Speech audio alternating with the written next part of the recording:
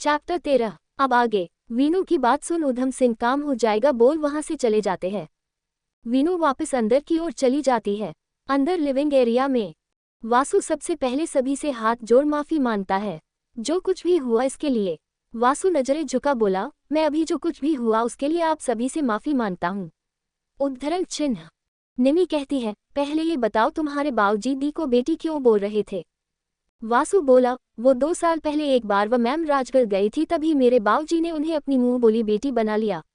क्योंकि मैं इकलौता बेटा हूँ, उन्हें एक बेटी चाहिए थी, इसलिए उन्होंने वीनू मैम को अपनी बेटी मान लिया और अब वो मुझसे ज्यादा उनकी फिक्र करते हैं। निमी बोली, ऐसा क्या हुआ था कि उन्होंने दी को बेटी बना लिया। वासु वासु आगे किसी से कुछ कहता उससे पहले ही वीनू वापस अंदर आ वासु से कहती है, तुम्हें गप्पे लड़ाने की सैलरी नहीं देती हूँ। वासु पलट कर देखता है। वीनू वासु से रुडली बोली, चलो कार निकालो। वीनू इतना कह बाहर जाने को होती है कि वीनू को रोकते हुए वासु कहता है, मैम आपने उन्हें यहाँ क्यों बुलाया, क्यों बताया आपने उन्हें जो कल रात हुआ उस बारे में। वीनू बोली, तुम्हें क्या लगता है, अगर उन्हें कोई और बताता तो इस वेदा की बाजू पर हाथ होता। इतना तो तुम जानते हो बाऊजी को, वो तुम्हें लेकर कितने पजेसिव है। वासु के पास आ उसके कंधे पर हाथ रख एक आईब्रो उठाते हुए वेदा की ओर देखती है। इसे तो मेरा थैंक्स करना चाहिए, अगर मैंने इसे थप्पड़ ना मारा होता तो ये ऑपरेशन थिएटर में सर्जरी परफॉर्म नहीं, आगे से शायद पैरालंपिक खेलने जाती। ये सुन वेदा नम आंखों से उन दोनों की ओर देखती है। वीनू जाने लगती है तो निवान की आवाज उसके कानों में पड़ती है, ऐसे है कौन वो जो मेरे ही घर में बंदूकों के साथ आकर इतना सब कह गए। विवान अपनी जगह से खड़े हो पॉकेट में हाथ डालते हुए, इतना तो उसे भी पर्सनैलिटी देख समझ गया था कि वह कोई आम शख्सियत नहीं है। वीनू बोली, उधम सिंह राजवंश है, पूरे राजगढ़ और आसपास के इलाकों में उनकी हुकूमत चलती है। वहाँ की अदालत, न्याय, सरकार, कानून सब वही है। उनकी मर्जी के खिलाफ वहाँ एक पता तक नहीं हिलता। वो जितने दिखते हैं उससे कहीं ज्यादा गुना खतरनाक है। विवान सवालिया नजरों से, ऐसा सब है तो ये तुम्हारा असिस्टेंट क्यों है। वासु की ओर देखते हुए वासु जवाब देते हुए कहता है, क्योंकि मैं अपनी पहचान बनाना चाहता हूँ। मैं अपने फादर की उस दुनिया से अलग रहना चाहता हूँ, वो दुनिया मुझे पसंद नहीं। उद्धरण चिन्ह। वीनू विवान से कहती है, सवाल जवाब हो गए हो तो क्या हम अब जा सकते हैं। निमी टोकते हुए बोली, लेकिन दी, आज तो वीकेंड ऑफ है, फिर आप दोनों कहाँ जा रहे हैं। वीनू गुस्से से, मेरी जासूसी के लिए जो गार्ड्स लगाए हैं उनसे पूछ लेना। निमी बोली, दी वो मैंने डैड के कहने पर किया है। यदि आपको उन गार्ड्स से प्रॉब्लम है तो आप डैड से बात कीजिए, उन्होंने मुझे आपकी सिक्योरिटी टाइट करने को कहा है। वीनू आगे कुछ कहती उससे पहले वासु कंधे से पकड़कर वीनू को बाहर की ओर धकेलते हुए ले जाता है। वो नहीं चाहता था कि अब कहीं इन दोनों की बहस शुरू ना हो जाए। वासु वीनू को बाहर ला कार का दरवाजा खोलते हुए कहता है, हमें लेट हो रहा है मैम। वीनू अपनी नजरें छोटी कर उसे घूर कर देखती है और वासु के हाथ से कार कीज छीनकर ड्राइविंग सीट पर बैठ जाती है। ये देख वासु बगल वाली सीट पर। वीनू वासु के बैठते ही कार स्टार्ट कर देती है। उधर मेंशन में विधि विवान से कहती है, सच में वो उधम राजवंश तो शकल से ही खतरनाक लग रहा था, अगर वो सच में हमारी बच्ची को कुछ कर देता तो। इतना कह वेदा को अपने सीने से लगा लेती है। विवान अपनी कोल्ड वॉइस में, चलिए सभी ब्रेकफास्ट कर लीजिए।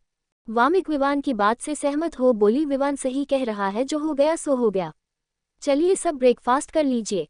निमी से वामिक बोली, देखो ब्रेकफास्ट रेडी हुआ क्या। जी मॉम। इतना कह निमी किचन की ओर चली जाती है। निवान अपने हाथ में ली उस चैन को देख रहा था जो उधम राजवंश ने उसे दी थी। निवान अपने रूम में जाकर उस चैन को वार्डरोब में रख देता है। डाइनिंग टेबल पर सभी बैठे थे निवान और वीनू को छोड़कर। निमी सर्व कर रही थी। एक सर्वेंट निमी से कहती है, मैम आपका फोन बार बार रिंग कर रहा है। निमी अपना फोन उसके हाथ से लेती है तो उस पर काफी सारी मिस्ड कॉल थी, तभी फोन फिर बज उठता है। स्क्रीन पर एथलर नाम शो हो रहा था। निमी उस कॉल को थोड़ा साइड में जा अटेंड करती है। उधर से जवाब सुन निमी परेशानी से कहती है, क्या वो वहाँ क्यों गई है, वासु भी साथ है। उधर से आवाज आती है, जी मैम। निमी तेज आवाज में कहती है, इस वासु की टांगें तोड़नी पड़ेंगी मुझे। निमी ने ये गुस्से में तेज बोला था, सभी घर वालों ने सुन लिया था। तो राजीव बोला है, तुमने देखा नहीं वेदा के मारे थप्पड़ से उसका बाप यहाँ दर्जन भर गुंडे ले आया था, तुम टांगें तोड़ोगी तो वो यहाँ वर्ल्ड वॉर शुरू कर देगा। निमी बोली, सॉरी लेकिन मैं उस वर्ल्ड वॉर को भी झेल सकती हूँ। जुनून भरी नजरों से निमी वामिक वेद से कहती है, मॉम डैड वो मुझे अभी जाना होगा। इतना कह निमी जल्दबाजी में घर से निकल जाती है। वो अपनी कार तेजी से सड़कों पर दौड़ाने लगती है।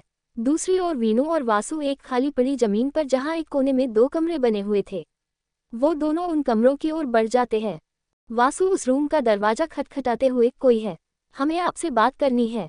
अंदर से सख्त रोब से भरी आवाज आती है, कौन है बे, सुबह सुबह परेशान करने आ गया। इतना कह दरवाजा खोलता है। काला सा मोटा सा आदमी वासु के सामने था। वासु उसे ऊपर से नीचे तक अजीब नजरों से देखकर कहता है, मुझे तुम्हारे बॉस से बात करनी है। वो आदमी अंगड़ाई तोड़ते हुए तेज आवाज लगाकर कहता है, बॉस, कोई सूट बूट वाले आदमी औरत आपसे मिलने आए हैं।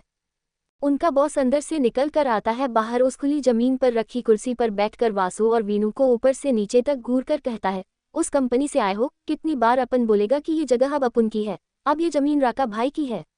जाओ यहाँ से, सुबह सुबह आ गए, दिमाग की दही कर रहे हो, अपने बालों में हाथ फेरते हुए।